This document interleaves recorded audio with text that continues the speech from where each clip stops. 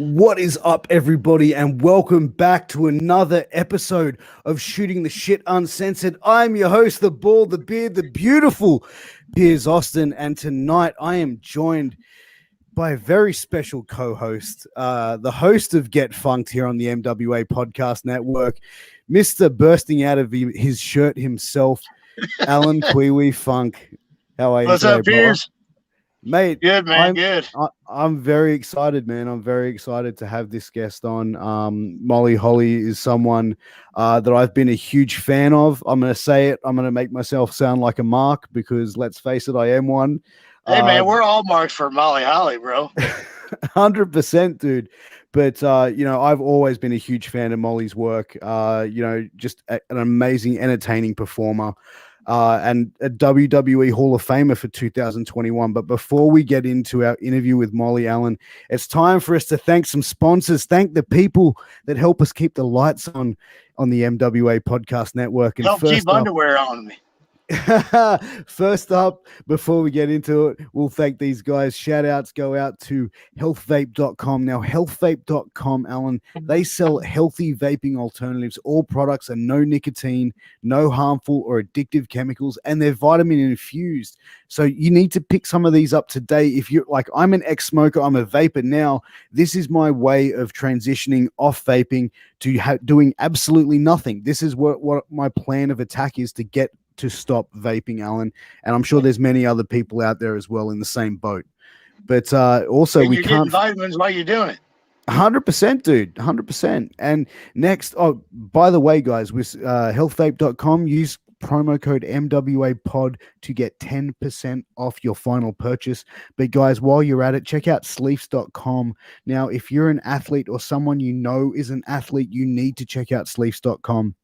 They've got armbands, compression pants, compression socks, compression pants, compression shorts, wristbands, and they even have dirty boxes, Alan. You know, I know that they sent you out a heap of these dirty boxes, Alan. You've been absolutely loving them and raving them about them. Am I correct? Yeah, man. They're the greatest underwear I've ever worn. Plus, they got an elephant on the front. Well, there you go, man. That definitely adds the extra element. But, guys, check out sleeves.com. Use promo code MWAPOD for a 10% discount on your final purchase. Alan, brother, that's a 10% discount, dude. Oh, brother, that was insane. I just saw it live in living color, man. I got goosebumps, bro. Like it's got goosebumps. But guys, also on the MWA Podcast Network, you got to check out my homeboy Alan's show, Get Funked, live every night at 7 p.m. USA Eastern on a Thursday night. Man, you've had on some amazing guests, including the guest that I'm about to have on, Miss Molly Holly, or Ms. Molly Holly, I should say. Yeah, man. Yeah, it's going good, man. I love doing the podcast thing, man. It's had Scott Pusky on there, the son of the legendary Ivan Pusky last night, and he was awesome. That's it, man. Well, you know what? Let's bring out our guest. I believe she's been waiting long enough. Let me introduce former two-time WWE Women's Champion and 2001 Hall of Fame inductee, Molly Holly. Molly, welcome to Shooting the Shit Uncensored. Thanks for having me. It's an absolute pleasure. Hey, Alan. It's actually funny when I was, looking into your history and your background, that you actually did a documentary, and I think it was like 2005, a video autobiography, I should say, and it was actually called Shooting the and Scratched Out Crap. So I could find it quite, I don't know, the universe is bringing us together with my show, Shooting the Shit Uncensored, and that in its own way. Yep, I think great minds think alike. Absolutely. But, we recently seen you get inducted this year in the WWE Hall of Fame, and it was very well deserved in the amazing career that you've had. But what did it mean to you to receive that phone call, knowing that you were going into a Hall of Fame with such a plethora of legends attached to that Hall of Fame? Well, I felt very honored. I mean, I felt a little guilty too, because I do feel that there are other people that should be getting into the Hall of Fame before I do. But it was really like the last thing that I had not accomplished in my career. And I mean, I was okay if it never happened, but I felt really honored and excited that they picked me. Oh, absolutely. And your speech for that as well was absolutely heartwarming, and you were very precise in who you wanted to thank. And I read somewhere that they actually asked you to cut your speech down from 15 minutes to I believe it was like 3 to 4 minutes. I may be incorrect. Was there any truth to that? Yeah. Well, part of it is that the speeches used to be anywhere between 15 minutes to like 40 minutes long, and they wanted to change up the show, but they didn't tell me they were going to change up the show until a couple of days before. So I had been preparing a longer speech, and then a day or two before they flew me to the event, they said, we're going to do it more Academy Award style, and so if you can do like 2 minutes, that would be what we want. And I mean, I was a bit shaken up by it because I guess I wish I would have known previously that I would have 2 minutes, and maybe my speech would have looked differently if I had more time to think about how could I say what I want to say in 2 minutes. It really is enough time, because if it's true, if you think of the Academy Awards or the Grammys or any of that kind of stuff, people have like 30 seconds, and so 2 minutes is really a great amount of time to be central stage on a microphone. But I do wish that I had known right from the beginning that it was going to be so short.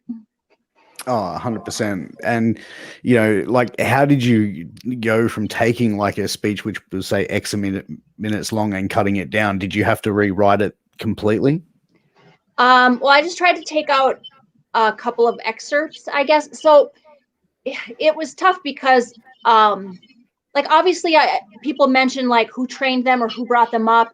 And I kept thinking, like, on the back of every single trading card, it says, trained by Dean Malenko, or, it gives a lot of honor to people just throughout the years of who I've mentioned in interviews and on WWE magazine articles. And so I felt like some people already did get some recognition.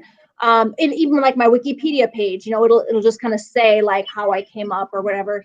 And so I thought if I only have 2 minutes, I would like to give honor to people that maybe aren't on my Wikipedia or aren't on the back of a trading card.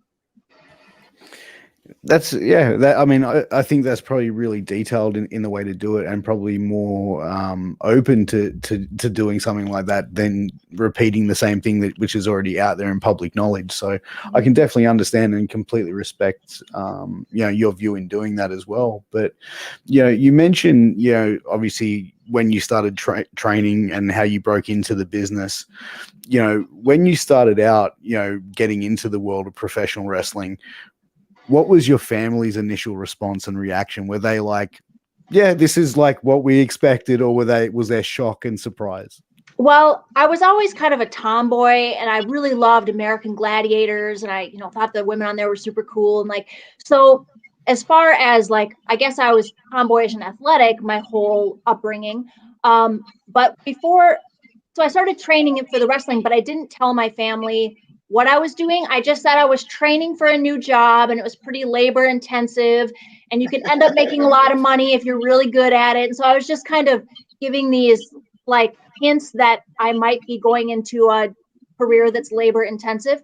And so the whole time I was describing it, my mom thought that I was going to be a bricklayer or work, like constructing brick walls or houses or whatever, so that's what she was envisioning as I was describing it.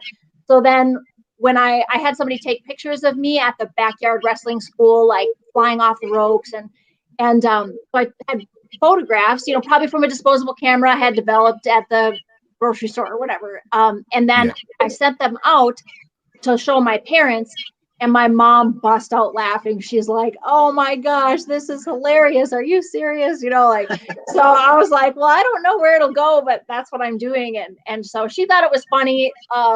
And of course she's like, well, I don't want you to get hurt. But yeah, overall they were very supportive. Like, were your parents fans of professional wrestling? Like, or was this? No, they weren't fans. I mean, they knew what professional wrestling is, and they, know Hulk Hogan, and like they're familiar with it. But no, they weren't. My family wasn't like fans growing up. So obviously, they would have become fans, obviously, as your career progressed throughout the years. But once you did sort of start, gaining some traction, you got an opportunity to go into WCW and working with someone like Randy Savage. How did that opportunity come about for you?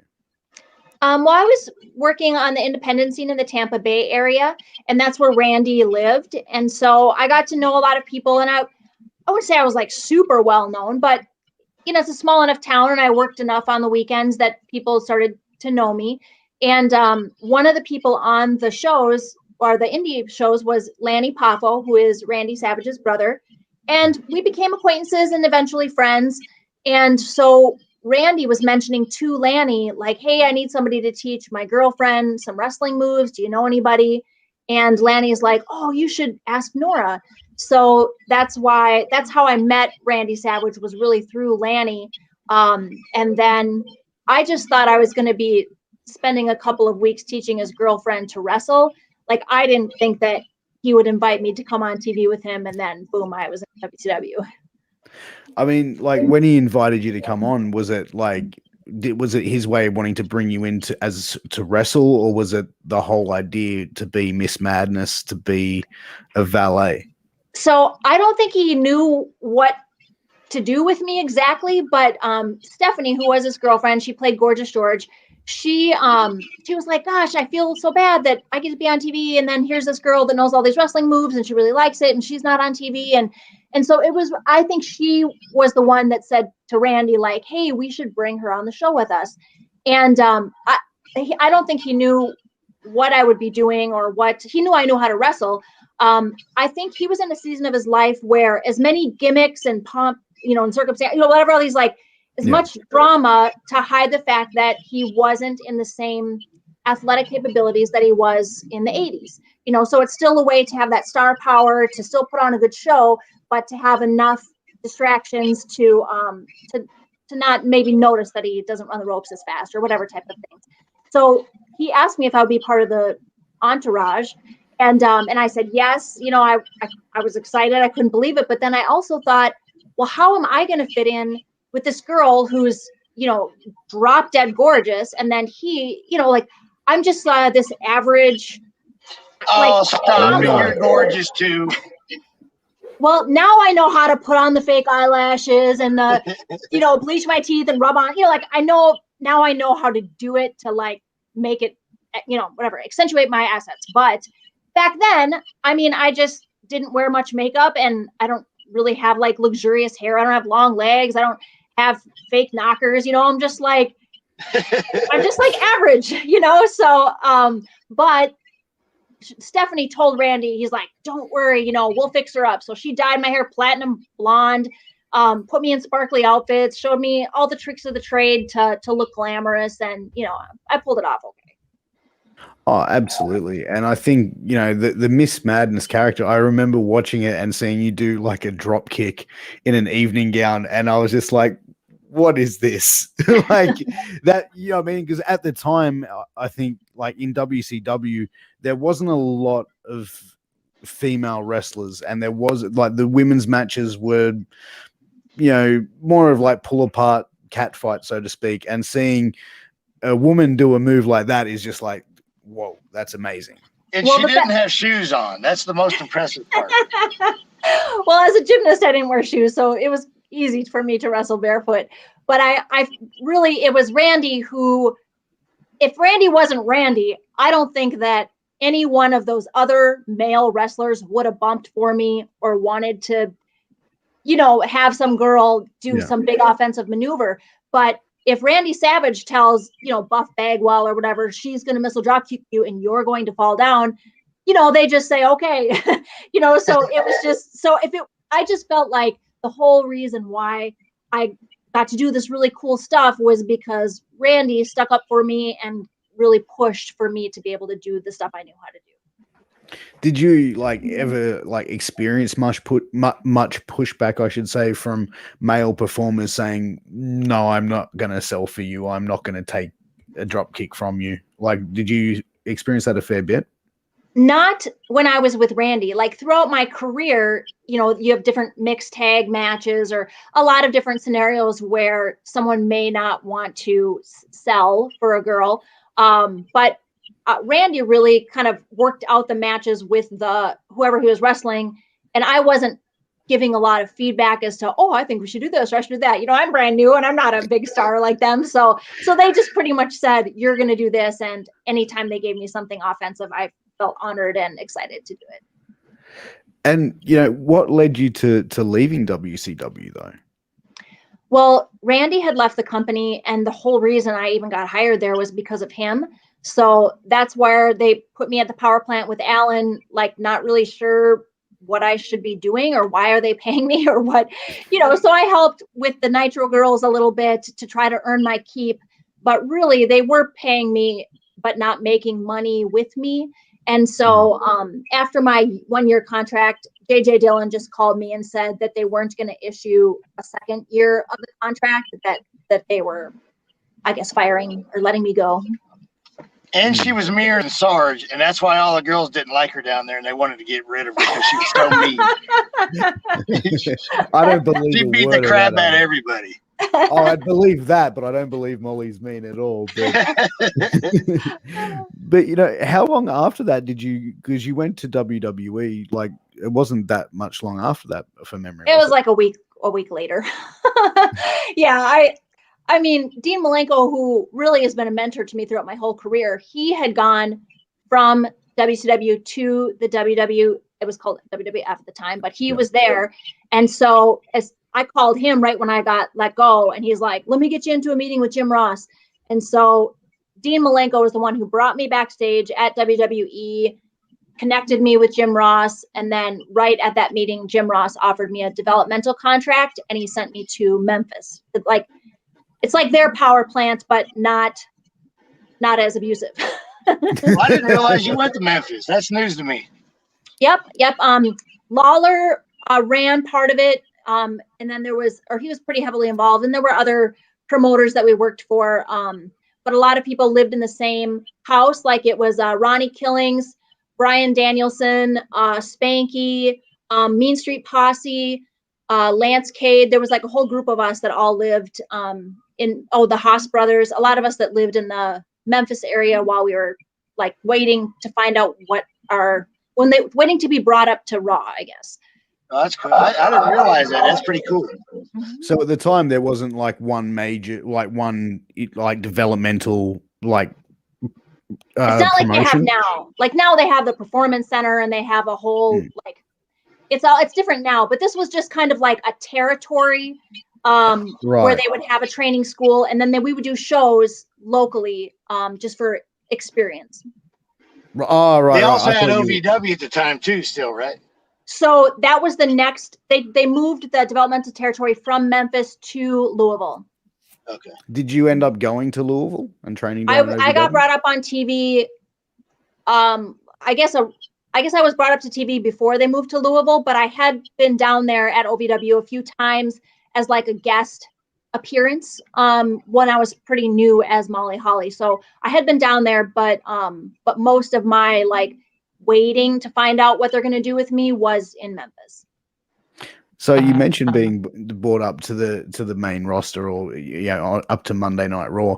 Mm-hmm. How did the Molly Holly character come to be? Like, what was it? The original pitch to you, was it what it was perceived to be?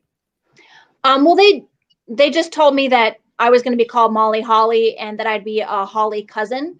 And I like what Crash and Hardcore had done on TV. And I thought, I didn't know them like personally or anything, but I thought that I liked what they did on TV. And so I was happy to be a part of that. I also was hoping that they were happy to have an addition to their crew, because not everybody likes being told like, oh, now every single day you're going to be stuck with this person, so thankfully Crash and I hit it off right away. We became friends instantly. And then Hardcore was out on injury. So he's sitting at home watching the TV show, and then, oh, it looks like he has a new cousin, so I kind of wish they would have told him ahead of time because I was nervous that he was going to be upset, but he saw that I could wrestle. And so he like respected me, and we were friends as soon as like we started working together. Yeah, and I think like having like a dynamic how Hardcore Holly and Crash Holly had together, which was so entertaining and put on some amazing and hilarious moments, and going into that and being like a third person going into that sort of duo. Did you find that overwhelming at the start? No, I just copied like whatever Crash was doing. I thought I liked his personality on the show, and so I just tried to kind of copy him. So no, it felt like a pretty easy transition to do that. Yeah, and you mentioned like obviously Crash Holly, who was someone that you obviously developed such a friendship for, and we mentioned your documentary or autobiography, videography that you released. And one of the things that I found really amazing that you donated a majority of the profits to his daughter's education fund. Was he someone that you became very close with, obviously working with over the years? But how important was he to your career and to your life? Yeah, well, he used to bring his daughter Patty backstage if we were in California, or if she was, in the town that we were in. Patty and I would hang out, and she was just the sweetest, cutest little girl. And so, even though Crash and I worked together, it was like I got to meet his family, and so it just felt more of like a real friendship than just a work friendship. And so yeah, it's it's devastating to find out that he had passed. And I think the toughest thing about when you have someone close to you pass away and you're traveling in show business is like, you don't really have time to grieve. There's like, the show must go on. You can't be crying and then have your face all puffy on TV. It's like, you kind of just had to like stuff it down, and keep going. But I felt like giving some money to Patty was like a way for me to honor Crash in the fact that he helped me develop a character that was popular or that the fans liked, and that he was a really great friend. Yeah, and it would have been hard, especially at such a young age as well. But one of the storylines that I really enjoyed that you did in that time with WWE was the romance with Spike, and I think that like every hardcore wrestling fan, I think every dude that was in there was like just pulling for you and Spike. And the storyline as well between the two battling families, I think really gave it that Romeo and Juliet type of feel. Yeah, it was the strongest storyline that I think I had like my whole career, where they actually had a lot of acting skits and a lot of work. It tied in and built up to pay-per-views and all the stuff that you would hope for in your career. So it meant a lot to me that I got to be a part of that. And Spike was a really awesome person to work with as well. He was loved by the fans because he's such an underdog. And so so that it made it really fun. I mean, that was probably one of my favorite times in wrestling, was when I got to do that storyline. Yeah, I mean, like, did you have much as far as like the way that it was perceived, like the creativity that you had for that? Like, did you have free reign for you and Spike to sort of how it played out and how the promos went? No, they just gave me a script and I said it. I didn't have any say. I mean, if there was like a physical aspect, like if we're doing something in the ring, I could say, oh, I think if we came from this side, or, oh, I think if we did this, or yeah, let's try, like when it comes to the wrestling, I would say that my feedback was respected. But I mean, I thought the writers did a great job with what they were doing. I didn't feel I needed to interject and say a bunch of, things. I don't know. I felt it was well written. And so I just acted it out. Yeah, and I think that that's the difference with a lot of stuff that you see today, where it's like back then it was so well written that a performer like yourself would sit there and go, yeah, that's exactly how my character would speak and what my character would say. And I think that speaks with the writer that you're working with as well. Mm-hmm. Mm-hmm. Yeah, I thought it was a good time for me. I mean, obviously, throughout the show's history, there's been some stuff where they're like, oh my gosh, who wrote this? This makes no sense. And then other times where you get really sucked into the drama of it and you can't wait to see what happens next. So yeah, we just always hope that we get to be invited into a storyline that has cliffhangers where the fans are like, can't wait to tune into next week to see like what happens. Do you think that the story with Spike ended prematurely? Do you think it could have gone on a little bit longer? I guess I don't know. I hate to say I don't even remember how long the storyline was. I mean, I remember the build up and the culmination and the kissing in the ring, and I know that I went through a table. But it might have just run its course. So I don't really remember how long it was. Yeah, I mean, but then you had the opportunity to go and work with Shane Helms, who again is another amazing performer. And you really changed up, your look, and also becoming a superhero as well. How was that sort of transition for you? Sort of going from essentially like adjusting your character to a certain extent, still Molly Holly, but almost going completely different into another realm. Yeah, I was a little confused. I'm like, okay, so am I still a baby face? But now I just left Spike for this other thing. Like, as far as the transition in the storyline, I felt like, okay, I guess I don't get why I'm moving over here now. And so it was a little bit of abrupt change. And I knew I could just copy Shane to see like how my motions should be and my speech or whatever. Like I got an idea of what a superhero gimmick would look like, but I was confused as to what my role would be in the ring when you're telling the story of good versus evil, because it doesn't seem super good to just leave Spike, but I wasn't super evil because I was like cheesy, like real campy. So I don't know, it was kind of a weird season to know like how to really transition that into good versus evil in the ring. Because it kind of felt like you turned heel, but then the week later you were a babyface. And like as a fan, I was sitting there going, like, did I miss something? Did I miss an episode here? Like, if as a fan, it was a little bit confusing. That's why I sort of wanted to ask you around that question of like how that sort of came about. Yeah, they just said you're this now. Like I didn't. I mean, I can say like, oh, isn't there a backstory or a reason, or sometimes there just isn't. And so I felt like after a few weeks into it, the fans were forgiving enough and they accepted my new character. And it really was not very long lived. They were really short on heels, and it was hard to be a heel when you're acting like a ridiculous character. And so that's when they just decided to just make me a heel, like a full blown heel, and drop the Mighty Molly gimmick. But yeah, it was just a short little season, but it was really fun. And to see little kids dress up like me for Halloween, and of course working with Shane because he's a friend of mine, that was fun too. Yeah. And, one of the things I wanted to sort of go into as well was the time that you were in wrestling. Women's wrestling, was not where it is now as far as being at the main event of pay-per-views. Do you sort of look at, wrestling now and just go, if only it was like this, back when I was in WWE, like came into WWE? I don't know, because even though it'd be frustrating to have like a 3-minute match and try to tell some kind of a story and get the fans sucked in such a short time period, or just being what they called the popcorn match, there'd be like 2 really dramatic popular matches, and then we just be the like sandwiched in between for people to go get popcorn and go to the bathroom, or like, so there's a little bit of like a demeaning factor to that when you're in it. But looking back, I feel like the reason that I have no ailments, no aches and pains, is because my matches were 3 minutes long, and I didn't have to be in the main event, jumping off ladders, going in cages, and like all these things that the men have been putting their bodies through for years in the main event.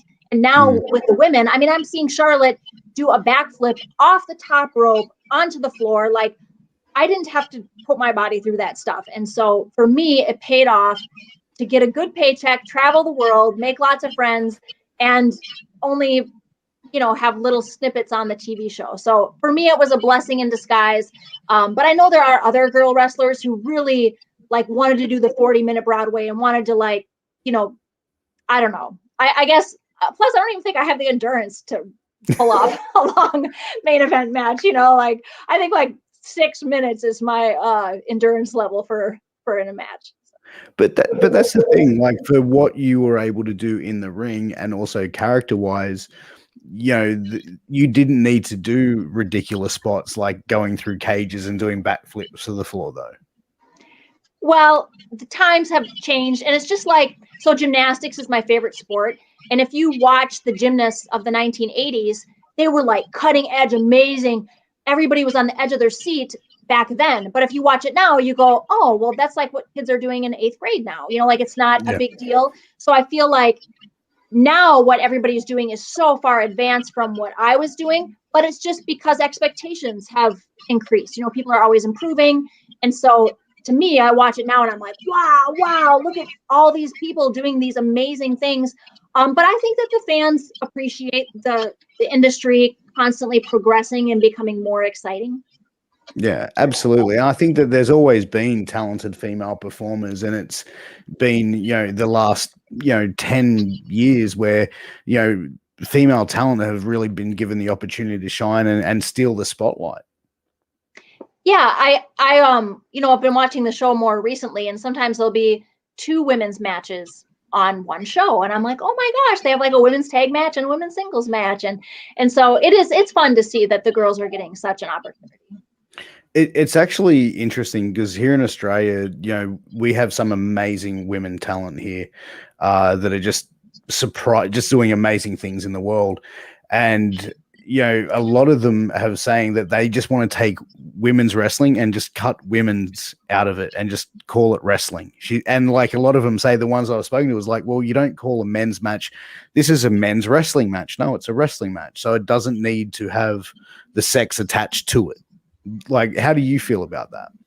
Well, I've never really been like a feminist or a women's rights advocate or any of that kind of stuff. Like, I just, whatever type of stuff I feel like doing, I don't say, oh, well, maybe I shouldn't do that because that's like a man's thing. Like, I just didn't think in that mindset. I didn't feel like I was overcoming a big hurdle and that I need to like prove anything. So, I'm sure there's some benefit in changing phrasing of things. I know that for a while they called us divas and now they don't, so it's kind of like, but there is something special about being feminine and the fact that sexy draws money. And so I don't think it's necessarily a bad thing to set yourself separate from the men. It doesn't have to mean it's less than, it can just mean that you're special. But I wouldn't care either way. If they called it a women's match or just a match, I just think that me as an individual, aside from my gender, I want to entertain the fans as best I can. And, that's absolutely what you've done over the years as well. There's absolutely no doubt about that. But as far as, where, the talent is today, if you were to be coming in WWE ranks now, how do you believe that you would fare against some of the talent that we see on a weekly basis now? I would be destroyed. They are so talented. I mean, there are some that are, better than others, whatever.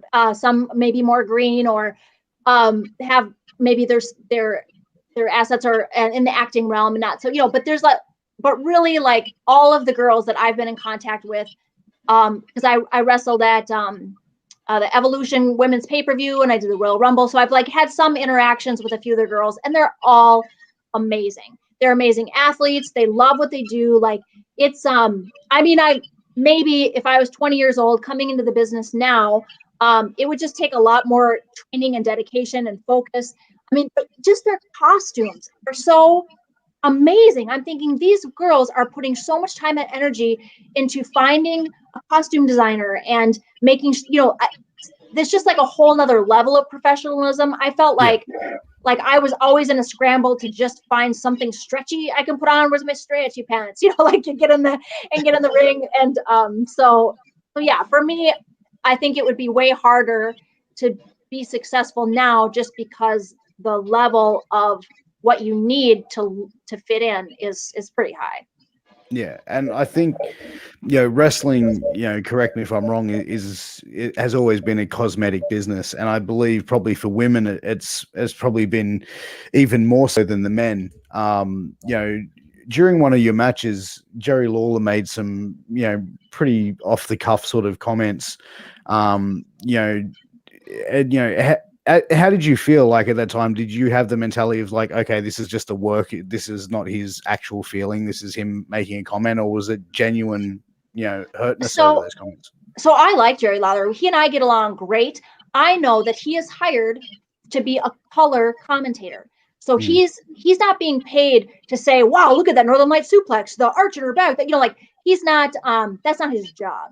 And so Jerry Lawler was doing exactly what he was hired to do, which is to interject comedy, opinion, whether it's make fun of something or, and he did his job well. So anytime that he would say something, what some people might consider degrading or offensive or whatever, it wasn't him personally. Like as a person, he and I are in catering together. He's not going to be like, wow, Molly, you look fat. Like he's a very decent, he's always been a very decent human being. Of course. So I didn't, so even though I would cringe at the commentary, and if my parents were watching the show, I'd tell them to just mute it. I didn't like that aspect of the show, but I also knew that I'm not if you were to like make a demographic of who is watching the show, I would be in the minority as a 20-year-old female. And so I knew that they are catering the show for a larger audience that may find his commentary hilarious. Yeah, and I think as well it was the sort of time in society at that time, which was more the sort of shock jock sort of thing that was going on. Where in today's sort of society, you're probably not going to see any commentator saying that, and if they do, they're not going to be lasting long in a commentary position. So it's true. There's a lot more pressure for people to be politically correct now because nobody wants to get canceled. So yeah, it is different now. Oh, 100%. I mean, how did you find, during that time where like the product was more risque rather than PG? Like, did you ever get presented with stuff where you went, you know what, I'm not comfortable with that? Well, I mean, every day I had a knot in my stomach wondering what I was going to be put through. Like, oh no, what's today going to bring? I'd cried at work all the time. Like, yeah, it was just a weird combination of like this really exciting, fun job that also had these like terrible aspects of it. And if I were to just like make a super cheesy, simple analogy, I used to work at Subway making sandwiches, and I loved making sandwiches, but I also had to chop onions as part of like the prep. And I hated chopping onions because I'd be crying and burn my eyes, but I knew it was just part of the thing. So that's what I felt about, that's what I kept replaying when I would go to work, and I would hate certain aspects of what they were asking me to do because either I thought it was stupid or degrading or just terrible in general. So I just had to, every day it was like navigating through accepting the good, trying not to let the bad destroy you. And there were some times where I would, if they had an idea that I was like, oh my gosh, I cannot do that, like bestiality or whatever type of like horrible thing they would throw my way, then I would be like, oh, what if we did it this way? And then try to come up with something even more entertaining and then convince them that it was their idea. And then they go, oh yeah, that is, yeah, glad we came up with it. And then I would do something else. So it was a lot of stress of just managing trying to be respectful to my authorities, but also trying to maintain some dignity. So yeah, there were some challenges to that. So it was never like a, no, I'm not doing that. It was more of like, hey, what about this? Mostly. And like, did it fall, like did majority of the time they sort of would listen and take it on board and alter it to the way that you were wanting it? I mean, I wasn't put in a ton of those situations, mostly because I didn't really play a sex symbol on the show. I felt like the girls where their sexuality was their most marketable feature, they were put in those situations a lot more than me. So I felt like I was a supporting actress that was mostly utilized for my athletic ability. So I didn't have that many situations where I really was like, there's no way I'm doing that. Oh, absolutely. And, when you decided to sort of start, wrapping down your career, did you have a time in mind when you were wanting to sort of step away from full-time competition? Honestly, like I'd only been on TV 3 years, and I was feeling like I was kind of done. Like I was over it already. Like it was fun, but I just didn't feel challenged or excited anymore. I didn't really like the performing aspect of it. I didn't mind the travel and I liked my colleagues, but I just didn't really want to wrestle anymore. And so I knew in my mind I wasn't going to like renew a contract. But I didn't think about like my exit strategy. It was just that after about a year of crying every day at my job, there just came to a point where I just decided that day, this is the last day I'm coming to work. And so, so no, I didn't have like, I'm going to ask for this kind of a storyline. I'll have a big retirement match. And I just didn't care anymore. And so I stuck with it way longer than I should have. I probably should have quit long before it became miserable for me. Do you think you were burnt out? Totally burned out. I mean, no sleep. Like, so I had, I had some like food disorder, obsessive compulsive problems that were getting worse and worse and worse. And I didn't really know what was happening to me. So I had like mental health problems, physically totally beat down, exhausted. I was sick all the time. Like, and I just didn't really like performing. So here, I just felt like every day was, and I felt guilty because I'm thinking, man, I'm getting paid to do something that people would kill to be able to do. It's like, so you go to the Indies and everyone there would give anything to have the spot that I have. So I felt some guilt about not wanting to do it anymore because I knew it was a blessing. I knew it was such a unique opportunity and something that, you know, people don't get to do. And so I stayed with it for that reason. But yeah, I would say after 3 years, I was burned out and I should have just hung it up then. Yeah. I mean, once you did give it up and, you know, you sort of went back to normal society almost, like, did it take you a while to transition going, oh, wait, yeah, I'm at home. I woke up in my own bed. Or was it like, was there any transition phase for you? It was instantly meant to be. The weight of the world lifted off my shoulders. I was filled with joy. Every day was a vacation.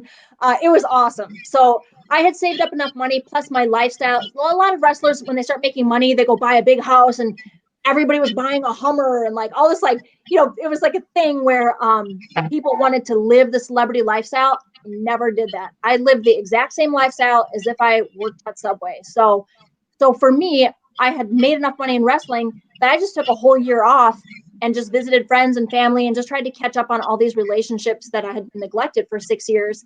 And it was awesome.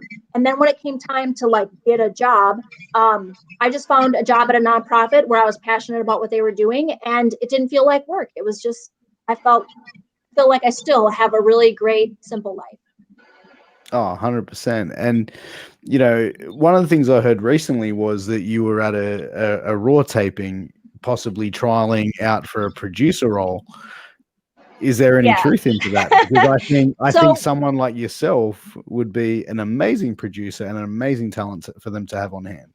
Well, thank you. So when I went to the Hall of Fame, or maybe it was WrestleMania, anyway, recently, I was asked if I would be willing to do like a 2-month tryout as a producer to see if it's something I would want to do.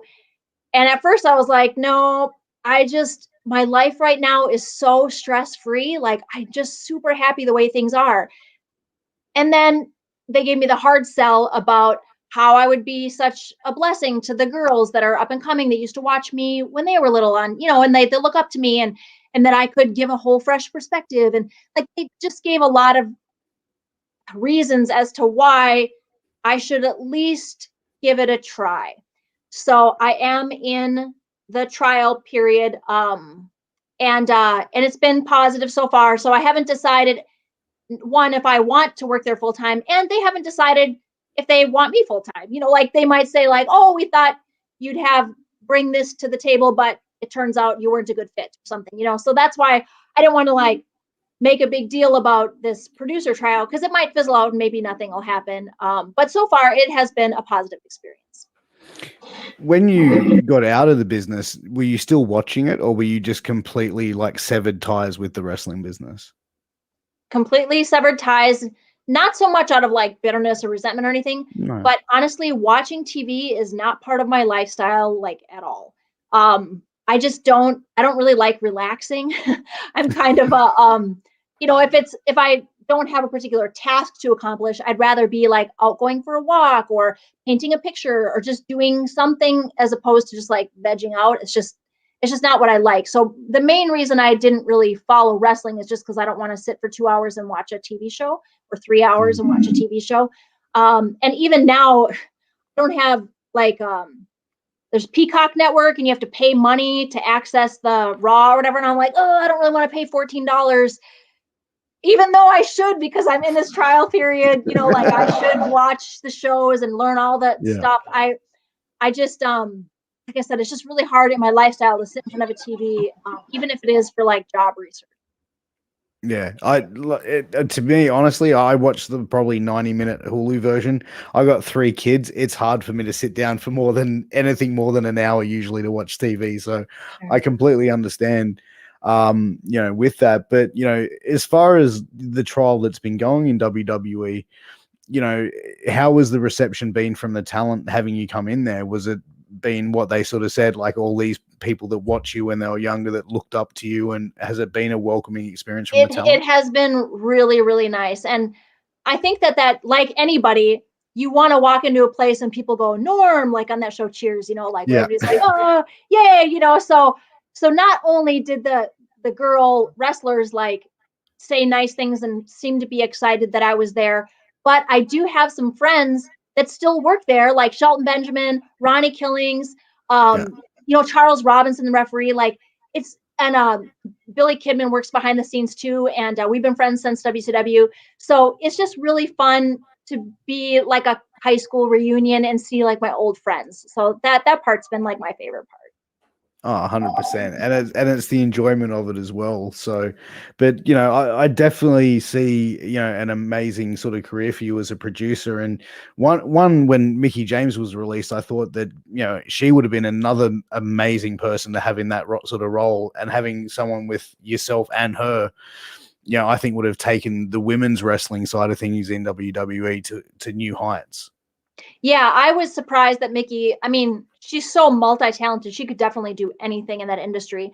So I haven't talked with her about what other things she even wanted to do there.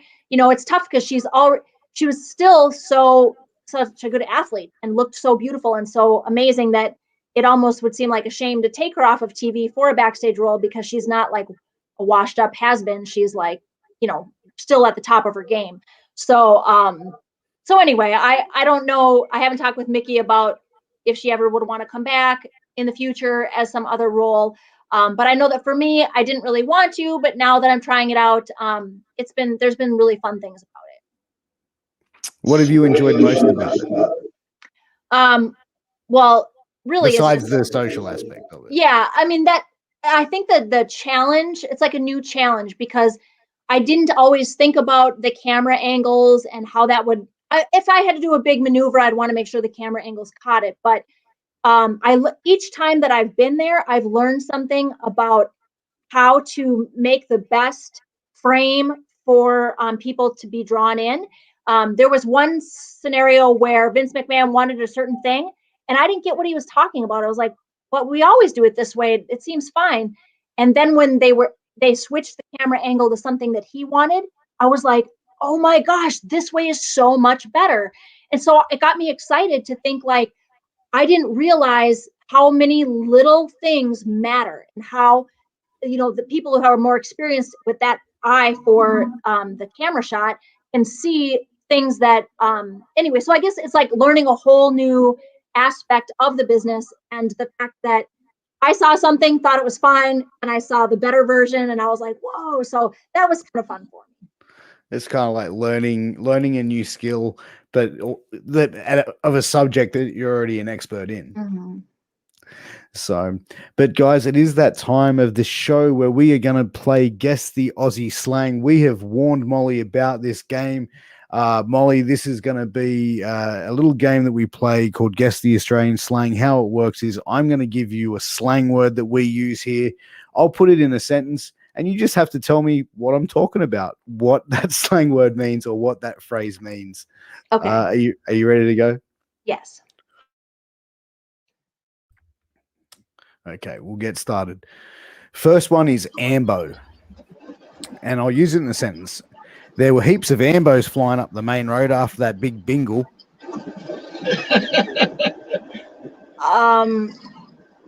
Heaps of. There was heaps of ambos flying up the road after that massive bingle. Dirt. Ambulances. So ambos is another word for an ambulance. Oh, okay. Hey, they're weird over there, Nora. Okay, so this is a saying, and it is, are your ears painted on? Oi, I'm talking to you. Your ears painted on or what, mate?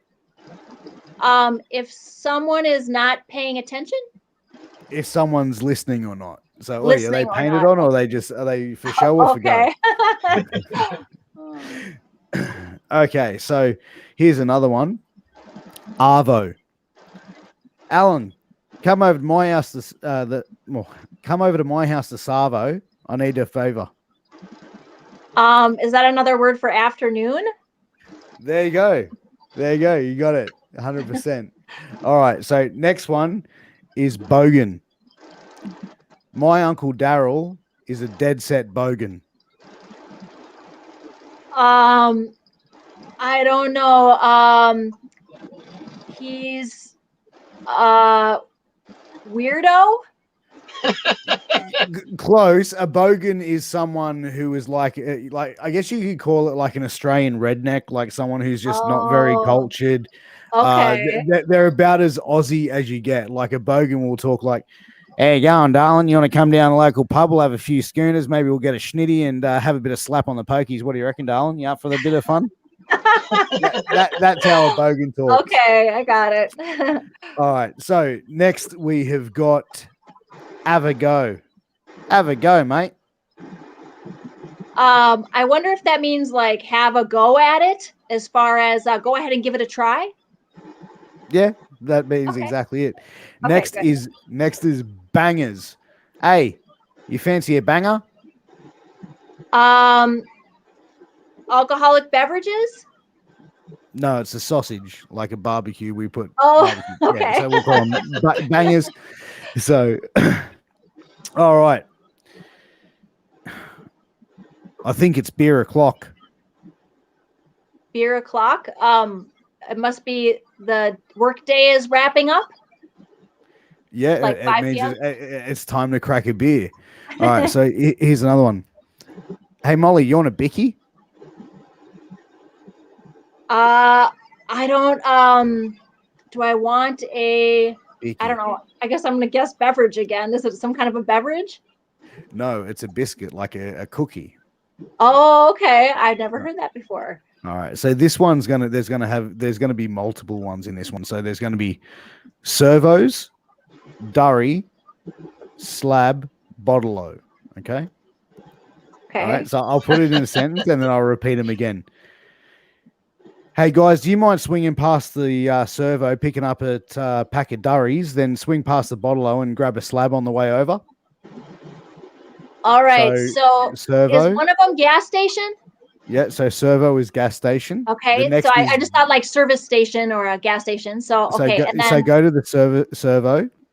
Go to the servo. Pick up some durries. Pick up some durries. Would that be like snacks? No, cigarettes. Cigarettes. I wouldn't have guessed that. There you go. And then go to the bottle-o and pick us up a slab. So bottle-o and slab. Go to the butcher shop and get us some ribs. Go to the bottle-o and get me a case of beer. Oh, okay. So go to the liquor store and get me some beer. Okay. All right, so I got a couple more for you. So this one is budgie smuggler. Oh, geez. Me dad rocked up at my house and he's outside. He's in his budgie smuggler. Say the sentence again. My dad just rocked up and he's near my pool and he's wearing his budgie smuggler. Is that like a fanny pack? I wish. No, that's a Speedo. Oh boy. Yeah, they call it a budgie smuggler because when you get out of the water, anyway, we don't need to get into the details. All right, so now this one is going to be the last one for you. Okay, so hey, just up here, Chucky Yui. Just up the way, make a U-turn. You got it. That Okay, was amazing. You actually got more right than Vince Russo when I had him on, and he was pretty good. But you got a majority of them. But Molly, thank you so much for coming on Shooting the Shit. It's been an absolute pleasure. And you know, I'm not gonna lie, I got to talk to one of my heroes and someone I looked up to for many years. So it's been an absolute honor having you on this show. And you know, thank you for supporting the MWA Podcast Network. Yeah, thank you so much for having me on. Absolutely. But Molly, where can people find you and support you and follow you? Are you on social media anywhere? I'm not on social media. So if you see someone that says like Molly Holly official or whatever, it's a fake. Don't think that whatever they're posting is me. It's not. So I'm not on social media. People can't follow me or like me or none of that. So yeah, it's sorry. We still like you. we still like you, Molly. But Alan, thank you for joining me and co-hosting this episode for us tonight. Guys, I just want to make mention. I get a wonderful job, didn't I, Molly? Oh, good job, Alan. Yeah, you were the best. you were the best co-host ever, bro. Like, it was good seeing you, Nora. It was good to see you too. But, tell Gino hello for me. I will. But guys, make sure you check out sleeps.com, check out healthvape.com. When you're checking out there and you're purchasing, use promo code MWAPOD to get 10% off your final purchase. Make sure you check out some of the great shows we have here on the MWA Podcast Network, like Killing the Business with the Kingpin, Angel Medina, former ECW original. Make sure to check out Get Funked with my boy, Alan Cleveland Funk, every Thursday night. I'm in my semi. Also, check out Nights of the Gimmick Table with the Dead Presidents every Sunday night at 9 p.m. USA Eastern. But guys, this has been another great episode of Shooting the Shit Uncensored. Molly, again, thank you so much for your time. It's been an absolute pleasure and honor having you. Thank you. On that note, guys, we'll catch you soon. Make sure you tune in tomorrow. I'm going to be sitting down with deathmatch legend Mickey Knuckles, and the month of June we're bringing you only interviews with women who have been involved or are involved with the world of professional wrestling. So support women's wrestling, support independent wrestling, and just watch some wrestling and have some fun. Save the drama for your mama. Peace.